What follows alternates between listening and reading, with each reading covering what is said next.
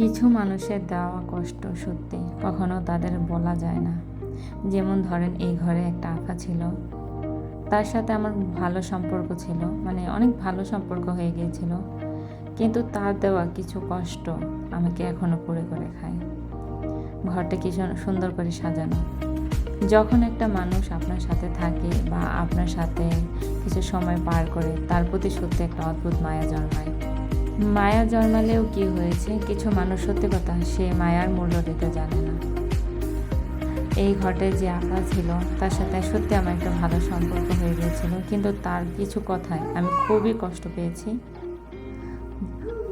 যেটা হয়তো বা তাকে কখনো বলা হবে না বা আমি বলতেও চাই না। যাক, না বলাই ভালো, নিজের মধ্যে কষ্টটা রেখে দিলেও ভালো, কারণ সব কথা সবাইকে কখনো বোঝানো যায় না বা বলা যায় না। যেটা সত্যি ভালো, একদিন সব কিছুই স্মৃতি হয়ে থেকে যাবে। স্মৃতির পাতায় সব কিছু লেখা থাকবে, তা কেউ মনে রাখবে বা মনে রাখবে না। আমার কাছে মনে হয় সব কথা মনে না রাখাই ভালো।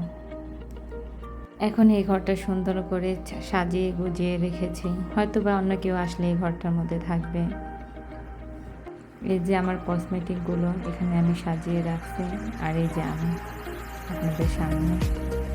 ঘরটা দেখলে মায়ে লাগে সত্যি কথা। সেদিন আসছিল আপা, ঘরটা দেখছে, ঘরটার মধ্যে ঢুকে নাই, কারণ আমি জানি সবারই মনে কষ্ট থাকে, ওনারও মনে কষ্ট আছে।